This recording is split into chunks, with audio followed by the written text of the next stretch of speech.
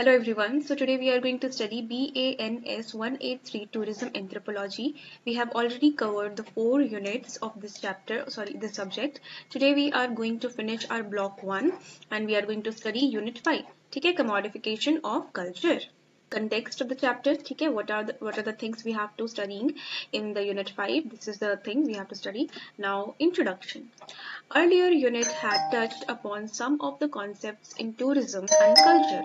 जो पहले के हम लोगों ने यूनिट्स पढ़े हैं वहां पे हम लोगों ने कल्चर और टूरिज्म को टच किया है. ठीक है, जस्ट हम लोगों ने 4th यूनिट में ही देखा है कि किस तरह से कल्चर जो है वो टूरिज्म को अफेक्ट करता है. ठीक है, तो the notion of authenticity has perceived by the tourist and presented by the host for the benefit of tourist was discussed. किस तरह से authenticity का जो कल्चर है कि हाँ आप यहाँ पे आओ, आपको यहाँ आकर के बिल्कुल authentic का हम लोगों के पास एक्सपीरियंस मिलेगा, तो किस तरह से ये जो चीज है ये बेची जाती है by the host. होस्ट कहता है कि हाँ यहाँ आओ, ये आपको अच्छी चीज देखने को मिलेगी और टूरिस्ट उससे अट्रैक्ट होकर के वहां जाते हैं. इस यूनिट में हम लोग फोकस करेंगे कमोडिफिकेशन ऑफ टूरिज्म, कि किस तरह से टूरिज्म को एक प्रोडक्ट बना दिया गया है. First the concept of commodification will be explain. सबसे पहले कमोडिफिकेशन का अगर मैं ऊपर से मतलब बता दूं तो इसका मतलब होता है किसी भी चीज के लिए व्यापार करना, हर चीज को प्रोडक्ट बना देना, उससे अपना फायदा लेना. ठीक है, will be discussing 2 case studies. हम लोग यहाँ पे 2 केस स्टडीज को डिस्कस करेंगे reflecting the commodification of culture, जो ये बतलाएंगे कि किस तरह से कमोडिफिकेशन कर दिया गया है कल्चर का. Culture is the sum of our everyday life. Culture जो है हमारे आज के जीवन का सम है, कि एक जीने का तरीका होता है, वो हर किसी के कल्चर को रिप्रेजेंट करता है. किसी का कल्चर होता है कि उसको सुबह जल्दी उठना है, किसी का कल्चर होता है कि उसको डेली पूजा करनी है. तो जो कल्चर है वो हमारे डेली के जीने के लाइफ में पता चलता है. It is what we do, how we act. ये है कि हम लोग क्या करते हैं, किस तरह से बिहेव करते हैं, हम लोग कहाँ जाते हैं, about performing the everyday task in our life. ठीक है, जैसे किसी किसी की हैबिट होती है, उन लोगों को डेली मंदिर जाना होता है, उनका कल्चर होता है. तो इस तरह से हम लोग एक दूसरे के कल्चर को देख सकते हैं, समझ सकते हैं. But when these everyday activities are presented in a way that is sold to be tourist, it becomes commodification. ठीक है, इसका मैंने एक एग्जांपल आपको पिछले यूनिट में भी दिया था कि just let's say that there is an NRI Punjabi जो कि बाहर रहता है, कहीं कनाडा में रहता है, लेकिन उसको बहुत ज्यादा फैसिनेशन है पंजाब के गांवों से लेकर के. तो वो सर्च करना चाहता है, कोई अभी उसकी फैमिली नहीं है मे बी, तो वो क्या करना, वो सर्च करना चाहता है, वो जाना चाहता है, वो ऐसी लाइफ एक बार एक्सपीरियंस करना चाहता है. तो क्या किया जा सकता है पंजाब के द्वारा, या तो पंजाब गवर्नमेंट या फिर कोई भी प्राइवेट कंपनी जो है वो क्या कर सकती है कि एक ऐसा बिल्डिंग सेटअप कर दे, ऐसा थोड़ा एरिया सेटअप कर दे जहाँ पे आपको ऐसा बताया जाएगा कि हाँ आओ, आपको एकदम ऑथेंटिक गांव वाली फीलिंग आएगी, आप गांव की तरह आकर के रहो. जैसे कोलकाता में बहुत जगह ऐसा होता है कि जो पुराने घर हैं उनको Airbnb में कन्वर्ट कर दिया गया है, और उनका रहता है इस तरह का ट्रेड कि आप यहाँ आओ, आपको बिल्कुल एक तरह की पुराने लोग किस तरह रहा करते थे, उनकी बड़ी बड़ी बाड़ियों में क्या क्या चीजें हुआ करती थी, तो उस तरह से आपको रहने को मिलेगा. ठीक है, तो ये हुआ कमोडिफिकेशन. वो एक घर था, उस घर का एक कल्चर था कि आलता लगेंगे सुबह सुबह बहुओं को, पूजा पाठ होगी, शाम में गाना सुना जाएगा. तो ये सारे उस समय के कल्चर थे. लेकिन आज क्या किया गया है कि उस चीज को कमोडिफाई कर दिया गया है और लोगों को उस चीज से अट्रैक्ट किया जाता है और उससे पैसे कमाए जाते हैं. It is more a normal everyday life of host, but a life is glorified, made to appear exotic, to show that is unique, for which money should be paid. जो मैंने कोलकाता वाला एग्जांपल दिया, दैट इज मोर रिलायबल. इस तरह से लोग रहा करते थे. ठीक है, मान लो कि एक बहुत बड़ा जमींदार परिवार जो कोलकाता में रहा करता था, उसका मे भी हो सकता है कि डेली हर दिन ये नहीं होता होगा कि हाँ आलता सेरेमनी हो रही है. दुर्गा पूजा के टाइम पे मे भी ऐसा होता होगा कि आलता सेरेमनी हो रही है, बहुत सारे गहने जेवर पहन करके बहुएं घूम रही हैं, लेकिन हर दिन तो ऐसा नहीं होता होगा. लेकिन उस पर्टिकुलर दिन को लेकर के, उनकी दिनचर्या को लेकर के एक कमोडिटी बनाई गई और अब उस कमोडिटी को सेल किया जा रहा है और लोगों को बताया जा रहा है कि ये जो आइडिया है, ये जो रहने का तरीका है, ये इतना यूनिक और एक्सोटिक है कि आप इसके लिए अपने पैसे दे सकते हो. Concept of commodification. अभी हम लोग कॉन्सेप्ट पढ़ते हैं कमोडिफिकेशन का. Tourism as an anthropological inquiry reveals around 3 key questions. Anthropology हम लोग पढ़ रहे हैं. अभी तक मैंने आप लोगों से ये नहीं पूछा है, या पहले वाले वीडियोस में पूछा होगा तो लिटरली मुझे याद नहीं है. But do you guys understand what does anthropology means? If you guys do not understand what does anthropology means, let me clarify what anthropology means. तो anthropology का काम होता है human history को पढ़ना. ठीक है, ह्यूमन हिस्ट्री को ही सिर्फ नहीं पढ़ना, उसके कल्चर को पढ़ना, ह्यूमन बायोलॉजी को पढ़ना. ठीक है, तो वो एंथ्रोपोलॉजी है. तो अभी हम लोग एंथ्रोपोलॉजी के उस टर्म को पढ़ रहे हैं जो कि है टूरिज्म. टूरिज्म एंथ्रोपोलॉजी को पढ़ रहे हैं, जहाँ पे उसके कल्चरल एस्पेक्ट को, उसके इवोल्यूशन को, सब कुछ हम लोग देखते जा रहे हैं. और ये चीज हम लोग किसके अंदर करते हैं? ये चीज हम लोग एंथ्रोपोलॉजी के अंदर करते हैं. तो टूरिज्म एंथ्रोपोलॉजी जो है वो इंक्वायरी करती है और रिवील करती है 3 क्वेश्चंस को. पहला, व्हाई पीपल ट्रैवल, क्यों लोग ट्रैवल करते हैं, किसको इससे इकोनॉमिकली फायदा होता है, और क्या कल्चरल चेंजेस होते हैं टूरिज्म के होने से. ठीक है, the commodification of culture occurs when cultural elements are reconstructed and promoted as symbols of a particular culture, often diluting their original authenticity. ठीक है, तो commodification of culture जो है वो तब होता है जब cultural elements जो है वो reconstruct किए जाएं.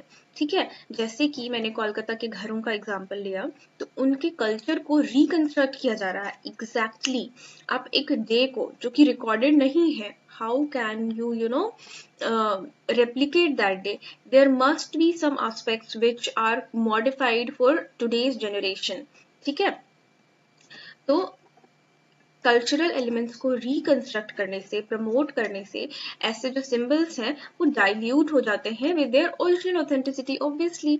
ठीक है, जो ओरिजिनल ऑथेंटिसिटी के साथ उनका कल्चर था वो आज नहीं है, क्योंकि उसमें रिकंस्ट्रक्शन किया गया है टूरिस्ट्स को बुलाने के लिए. ओके, तो टूरिस्ट्स को जो पसंद आएगा वो लोग डेफिनेटली उनको वही चीज दिखाएंगे. जैसे कि इसका एक एग्जांपल मैं आपको बतला सकती हूँ. जैसे कि कोलकाता का बड़ा सा घर है, वहां पे आपको बुलाया जा रहा है कि आप मुझे पर नाइट 10,000 रुपीज दो, मैं आपको ऑथेंटिक बांग्ला इवनिंग एक्सपीरियंस करवाऊंगा. ठीक है, लेकिन आप लोगों को अगर नहीं पता है तो बंगाल में भी एक ऐसा समय था जब औरतों को आजादी नहीं थी. ठीक है, तो दालान में अगर कोई नाच गान चल रहा है, ठीक है, तो वहां पे आकर के घर की बहुएं या बेटियां जो है वो आकर के वो नहीं देखेंगी. वो अगर देख भी रही हैं तो वो छुप करके देखेंगी. तो इससे क्या पता चला. लेकिन आज अगर कोई लड़की जाकर के बुक करती है कि ठीक है, I am paying you 10,000 rupees, so मुझे एक्सपीरियंस करना है जो कुछ भी यहाँ होता था, तो लेकिन उस लड़की को अभी कोई भी XYZ लड़की जाकर के पे कर रही है, उसको रहना है, और शाम में ऐसा कोई प्रोग्राम है, ऐसा कोई फंक्शन है, कोई कथक का, भरतनाट्यम का, या फिर कुछ भी ट्रेडिशनल डांस प्रेजेंट किया जाने वाला है, तो क्या वो छुप करके देखेगी? Obviously not. उसके लिए एक प्रॉपर सीटिंग होगी. तो क्या ये ऑथेंटिक एक्सपीरियंस हुआ? ये ऑथेंटिक एक्सपीरियंस नहीं हुआ. आज की जरूरत के हिसाब से, आज के कल्चर के हिसाब से ओरिजिनल ऑथेंटिसिटी में बदलाव आया. भले बदलाव अच्छा है, लेकिन बदलाव तो आया. ठीक है, तो क्लॉड लेवी स्ट्राउस आर्ग्यू करते हैं कि मॉडर्न टूरिज्म जो है रिप्लेस कर रहा है जेन्युइन कल्चरल एक्सपीरियंसेस को with monoculture, where reconstructed traditions cater to tourist rather than reflecting reality. ठीक है, तो बार बार एक ही एग्जांपल कितना दूं. ठीक है, तो मोनोकल्चर का मतलब ये हुआ कि एक ट्रेडिशन को रिकंस्ट्रक्ट करना और उसके बाद फिर उसको टूरिज्म के लिए यूज करना, और जो रियलिटी है उससे दूर हो जाना. ठीक है, however some scholars suggest that cultural commodification can revive vanishing traditions and economically benefit host communities. तो कुछ स्कॉलर्स जो है वो सजेस्ट करते हैं कि कल्चरल कमोडिफिकेशन जो है रिवाइव कर सकता है किस चीज को? वैनिशिंग ट्रेडिशंस को. जो ट्रेडिशंस गुम हो रहे हैं उनको रिवाइव कर सकता है. इकोनॉमिकली जो होस्ट कम्युनिटीज हैं उनको बेनिफिट करता है. मतलब कि कुछ लोगों का कहना है कि अगर एक्स जो है वो इस तरह से लिखा जा रहा है तो वो इसी तरह से लिखा जाए, ये ऑथेंटिक है. ठीक है, भले ही आपको इसके पैसे मिल रहे हैं या नहीं मिल रहे हैं, लेकिन कुछ लोगों का कहना है कि अगर मैं एक्स को ऐसे लिखूं तो मुझे ज्यादा पैसे मिल रहे हैं, मुझे फायदा हो रहा है, मुझे अपने बच्चों को अच्छे स्कूल में भेजने को मिल रहा है, तो मैं एक्स को इस तरह से लिखूंगी. ठीक है, now the distinction between the sacred not for tourism, and profane, open for commodification, plays a role in shaping cultural tourism. ठीक है, देखो यहाँ पे sacred का मतलब ये है कि nowadays we have seen that if we are going to some temple, then also we think कि we are going to roam somewhere, or we are visiting somewhere for our fun. So these type of things should be avoided. If we are going to some religious places, we should think that कि okay, मैं भगवान की भक्ति के लिए जा रहा हूँ, या फिर मैं उस जगह को सम्मान देने के लिए जा रहा हूँ. आप घूमने भी जा सकते हो उस जगह को, लेकिन किसी मंदिर को जाकर के ऐसे ट्रीट करना कि मैं वहां घूमने आया हूँ, जैसे कैलाशनाथ, बद्रीनाथ मंदिर जाकर के, केदारनाथ मंदिर जाकर के फ्लैश लाइट जला के लोग डांस कर रहे हैं, ये कर रहे हैं, वो कर रहे हैं, जस्ट ताकि लोग घूमने गए हैं ये लोगों को पता चले. ठीक है, तो इस तरह की चीजें अवॉइड करनी चाहिए. Now, Goldstein explored how beliefs are commodified in tourism. Goldstein का जो है अप्रोच, किस तरह से उनका मतलब वो पता लगाते हैं कि किस तरह से जो कमोडिटी है वो टूरिज्म बनती जा रही है. Such as ghost tours and haunted attractions in Scotland. तो इसी तरह स्कॉटलैंड में क्या होता है कि ghost tours होते हैं. दिल्ली में भी यहाँ पे आप लोगों को हवेली वॉक्स देखने को मिल जाएंगे. ठीक है, तो उसी तरह से गोस्ट टूर्स हैं, हॉन्टेड अट्रैक्शंस हैं स्कॉटलैंड में, यहाँ पे लोग जाते हैं और ये क्या बन गई है, एक कमोडिटी बन गई है. Stories of haunted sites which haunts and legends like Loch Ness monster are marketed as authentic history, adding excitement and mystic to travel expertise. ठीक है, तो ये जो एक नेसी है, ये एक मॉन्स्टर है. आपने ट्वाइलाइट देखी होगी ना, तो आपको ये नेसी पता होगा. ठीक है, मैं ट्वाइलाइट की स्टोरी तो अभी नहीं बता सकती हूँ. तो स्टोरी ऑफ हॉन्टेड मतलब कि विचेस की, विच क्राफ्ट की और ऐसे ऐसे मॉन्स्टर्स की जो स्टोरी है उसको रियल हिस्ट्री से लिंक करने की कोशिश की जाती है, ताकि जो एक्सपीरियंस हो वो ज्यादा रियलिस्टिक लगे और लोगों को लगे कि हाँ मैं ज्यादा स्केरी हो गया हूँ, मैं डर गया हूँ, मुझे ज्यादा रियलिस्टिक एक्सपीरियंस आया. ठीक है, तो अल्टीमेटली कमोडिफिकेशन जो है टूरिज्म में वो रीशेप कर रहा है किसको, ट्रेडिशन को, और किसकी वजह से, कंज्यूमर अपील की वजह से, ताकि लोग आए, पैसे मिले होस्ट्स को, बैलेंसिंग प्रिजर्वेशन एंड कॉमर्शियलाइजेशन. और इसकी वजह से ये भी हो रहा है कि जो ट्रेडिशन है वो प्रिजर्व हो रहा है, कोई माउथ टू माउथ ही सही, लेकिन स्टोरीज को जो बूढ़े बड़े बुजुर्गों से चलती आ रही है उसको प्रिजर्व कर रहा है, भले ही उसका कॉमर्शियलाइजेशन हो रहा हो. कॉमर्शियलाइजेशन का मतलब कि किसी भी चीज को बिजनेस बनाना, ठीक है, उसके बदले में पैसे चाहना. Commodification and art forms. The commodification of culture in tourism refers to the transformation of cultural tradition. तो commodification जो culture में होता है वो tourism में इस चीज को refer करता है कि किस तरह से cultural tradition जो है, जो artifacts हैं, जो rituals हैं, वो marketable product की तरह tourists के consumption के लिए एक चीज हो गए हैं. इसका एक एग्जाम्पल मैं आपको देती हूँ. बनारस में गंगा घाट में आरती होती है. ठीक है, तो वो क्या है, वो एक ट्रेडिशन है. ठीक है, तो वहां पे कुछ आर्टिफैक्ट्स यूज होते हैं, बड़े बड़े दिए वगैरह यूज होते हैं, आरती की थालियां यूज होती है, वो यहाँ पे एक रिचुअल फॉलो किया जाता है. लेकिन क्या होगा वहां पे कि लोकल लोग जो आरती देखने के लिए आ रहे हैं वो कहीं पीछे खड़े होंगे या अपनी आरती कर रहे होंगे, और जो बाहर से आए हुए फॉरेनर टूरिस्ट हैं उनको गले में बड़ी बड़ी माला पहना करके बिठा दिया जाएगा, और उनसे बदले में क्या लिए जाएंगे, चंदा लिया जाएगा, पैसे लिए जाएंगे.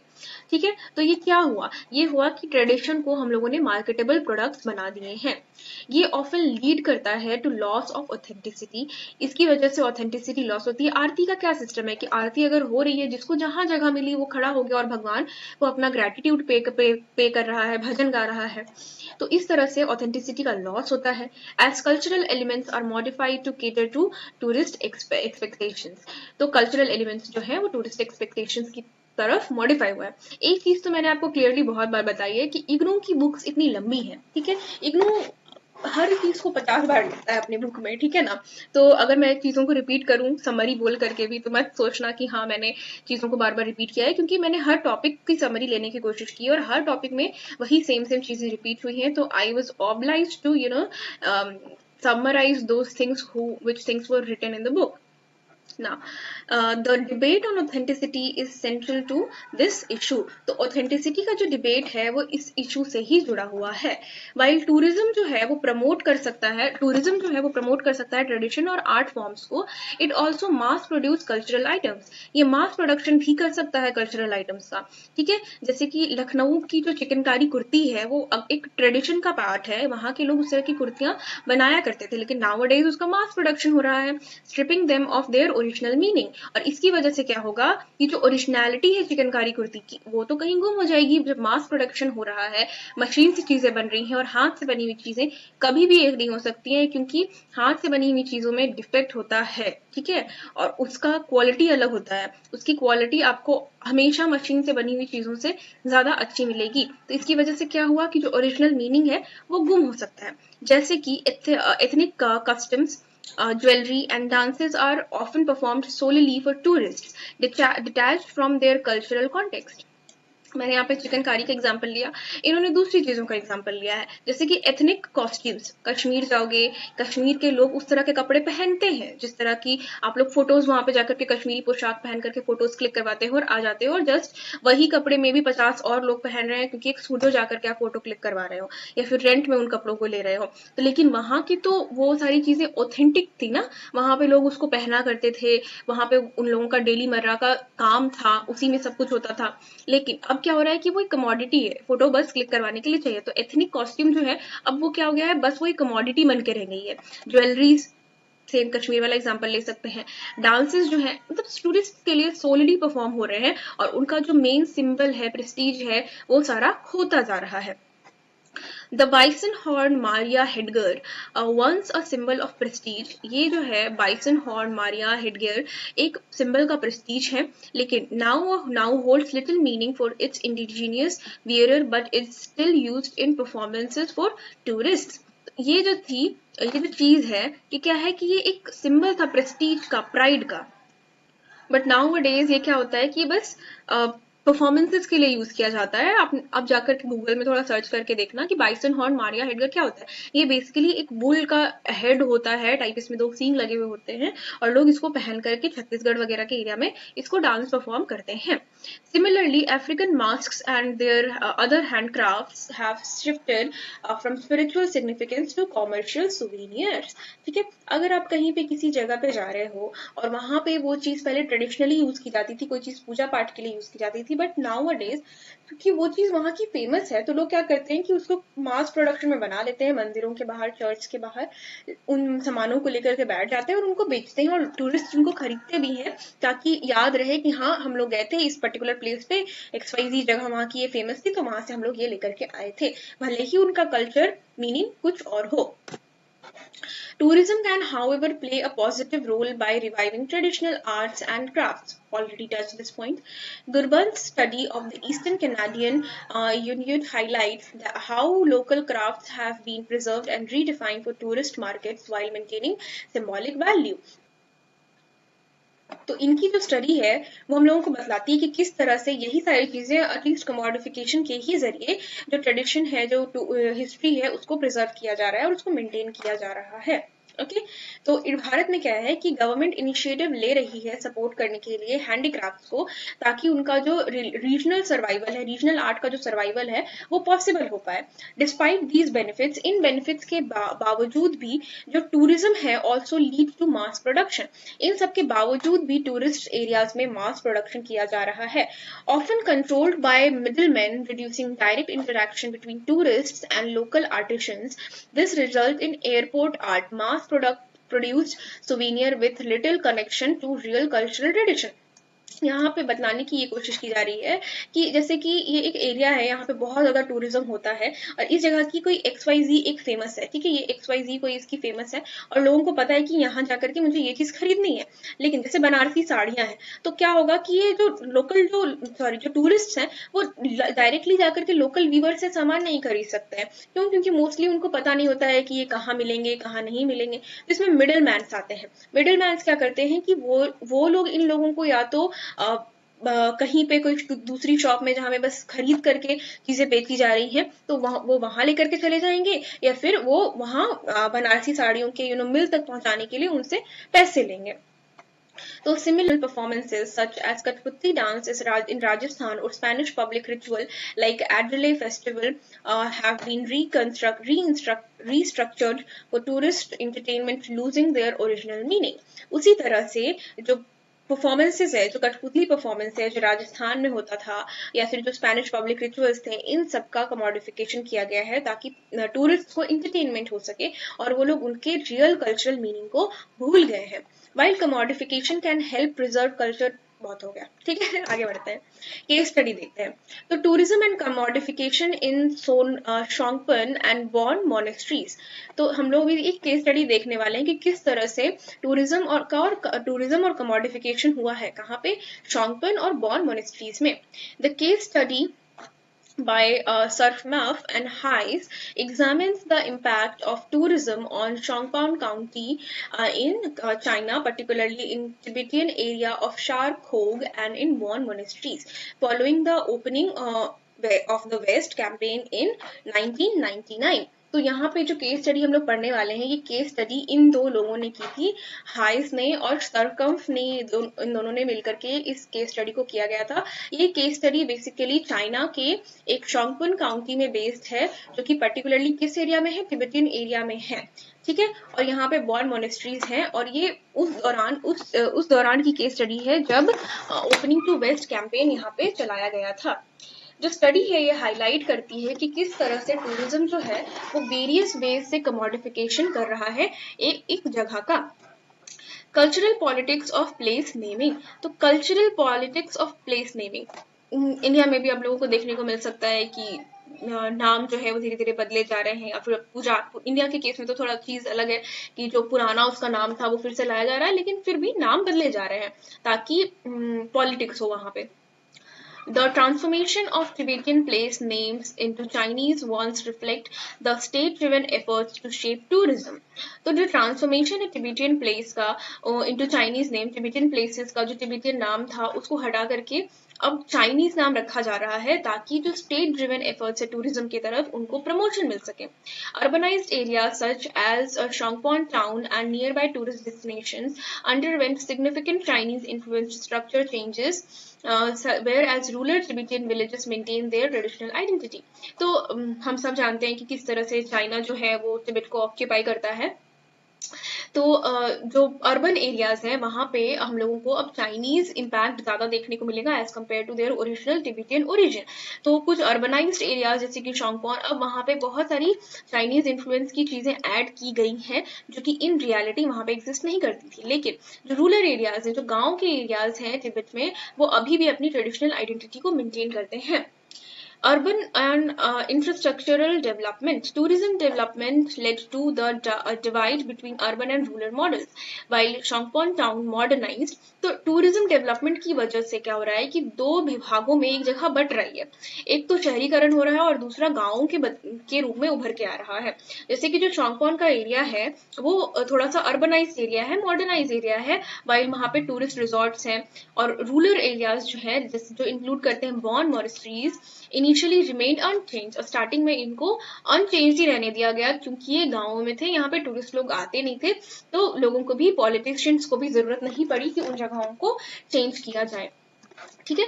Marketing of traditional goods. Marketing of traditional goods. Local Tibetans were engaged in selling Tibetan and Chinese medicinal plants and animal products, which became key commodity of tourism and export. तो जो लोकल तिब्बत के लोग हैं वो लोग क्या किया करते थे कि वो लोग कुछ मेडिसिनल, मतलब कि जिन प्लांट से आपको मेडिसिनल हेल्प मिलती है उन चीजों को बेचने के लिए, एनिमल प्रोडक्ट्स को बेचने के लिए वहां के लोग जाने जाते थे. और धीरे धीरे इसी चीज को कमोडिटी में, प्रोडक्ट में कन्वर्ट कर दिया गया है और यहाँ पे टूरिज्म के लिए इसको बेचा जाता है या फिर इस चीज को एक्सपोर्ट भी किया जाता है.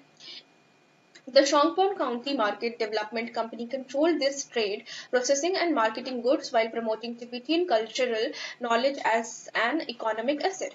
तो ये जो शोंगपन काउंटी है, यहाँ का जो डेवलपमेंट कंपनी है वो सारी चीजों को कंट्रोल करता है, ट्रेड को कंट्रोल करता है, उस चीजों के बनने को कंट्रोल करता है, मार्केटिंग को कंट्रोल करता है और टिबेटियन कल्चर को प्रमोट करता है उनके इकोनॉमिक एसेट की रूप में. Bon monasteries and tourism. Before tourism, tourism से पहले जो मोनेस्ट्री थी वो मेंटेन की जाती थी लोकल विलेजर्स के द्वारा और कोई भी एक्सटर्नल फंडिंग वहां नहीं आती थी।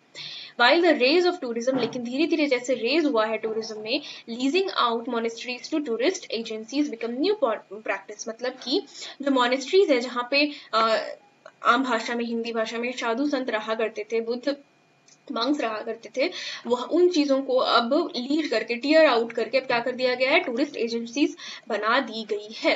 ठीक है। The entry of Chinese tourist guides previously restricted due to traditional taboos further mark the commodification of these religious places. पहले क्या होता था कि इन रिलीजियस प्लेसेस पे टूरिस्ट का मतलब टूरिस्ट गाइड्स का आना मना होता था, लेकिन धीरे धीरे कमोडिटी बनने की वजह से क्या होता है कि ये चीज अलाउ की जाती है।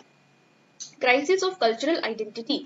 तो अभी हम लोग क्या पढ़ रहे हैं, अभी हम लोग केस स्टडी पढ़ रहे हैं, केस स्टडी 1 पढ़ रहे हैं, जहाँ पे हम लोग एक तिब्बतियन चाइनीज एरिया के बारे में देख रहे हैं कि किस तरह से चाइना के कंट्रोल करने के बाद चाइना ने उसको बदल के रख दिया है, एक टूरिस्ट प्लेस बना दिया है। तो इसकी वजह से क्या क्या क्राइसिस देखने को मिलते हैं वो देखते हैं।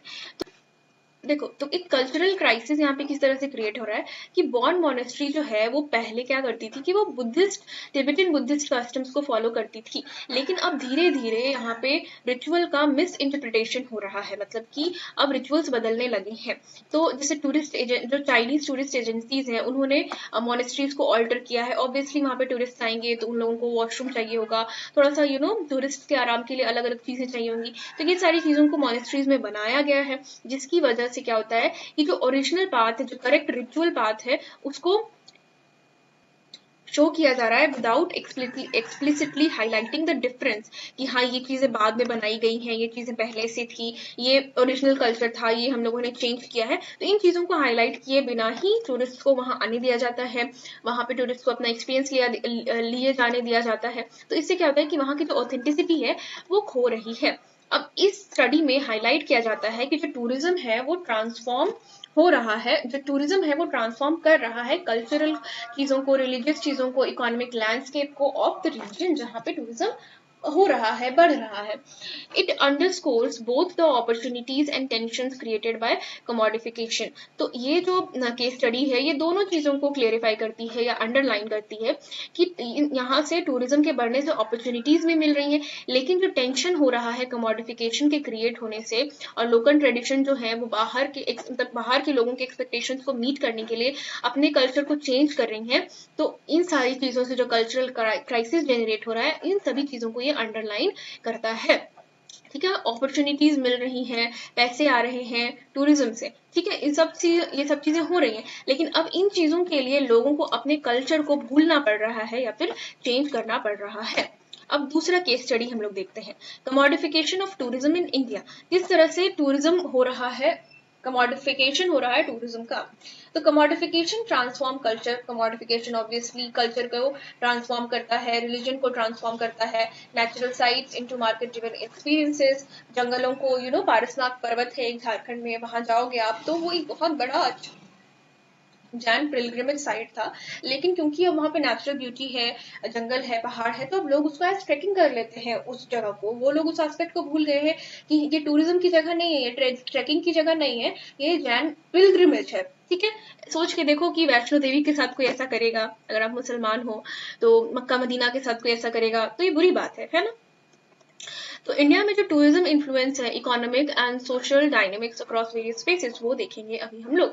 यहाँ पे कुछ एग्जांपल्स हैं, जैसे कि ताजमहल और दिल्ली हाट। तो आगरा का जो मार्बल इंडस्ट्री है वो थ्राइव कर रहा है, क्यों? क्योंकि वहां पे ताजमहल के रेप्लिकास बनाए जा रहे हैं, और लग्जरियस होटल्स जो है multilingual locals cater to tourist. Delhi Haat commercialises Indian craftsmanship through curated artisan markets. तो ये जो दिल्ली हाट है, यहाँ पे क्या होता है कि जो लोकल आर्टिशियन है वो अपने प्रोडक्ट को बेच सकते हैं। और आगरा में क्यों मार्बल मार्केट थ्राइव कर रहा है? क्योंकि वहां पे ताजमहल है। लोग सोचते हैं कि भाई यहीं पे था मार्बल, यहीं से उठा करके शाहजहां ने बनवा दिया है। ठीक है, ये गलत है, वहीं पे नहीं था मार्बल, मार्बल बाहर से आया है। निजामुद्दीन दरगाह, तो वेंडर्स जो हैं वो रिचुअल आइटम्स को सेल करते हैं, जैसे कि अगरबत्ती हो गई, फूल मालाएं हो गई, turning religious practices into commercial transactions. इसमें थोड़ा सा मेरा व्यू अलग हो सकता है कि लोगों को जरूरत भी हो सकती है यार, अगर वो मंदिर जा रहे हैं, मस्जिद जा रहे हैं, तो अगर उन लोगों को अगरबत्ती और फूल माला की जरूरत भी हो सकती है कि उनको भगवान को चढ़ाना है, तो वहां पे कोई नहीं रहेगा आसपास खरीदने बेचने को, तो लोग कहाँ से खरीदेंगे? खैर मेरा क्या पॉइंट ऑफ व्यू हो सकता है।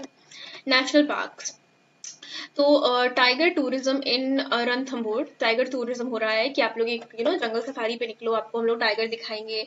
और ये चीज कहाँ कहाँ हो रही है? ये चीज हो रही है कनाह में, बंधवघर में हो रही है। और ये मार्केट जो है ये वाइल्ड लाइफ एक्सपीरियंसेस को कंट्रोल करते हैं, सफारीज प्रेजेंट करते हैं, सोशल मीडिया में मार्केटिंग करते हैं और इन सारी चीजों को एक्सक्लूसिव बनाते हैं और एथिकल कंसर्न्स रेज करते हैं कि क्या ये सही है। आपने किसी चीज को वाइल्ड लाइफ सेंचुरी बनाई है, वहां पे आराम से टाइगर्स को, लायंस को रहने के लिए दिया जा रहा है और आप जाकर के उनको परेशान कर रहे हो।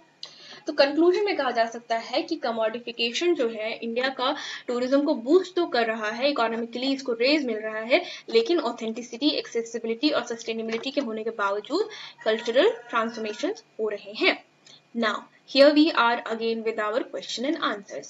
So, I have discussed the chapter thoroughly. मैंने अच्छे से chapter को explain किया है, तो I won't be discussing the question and answer.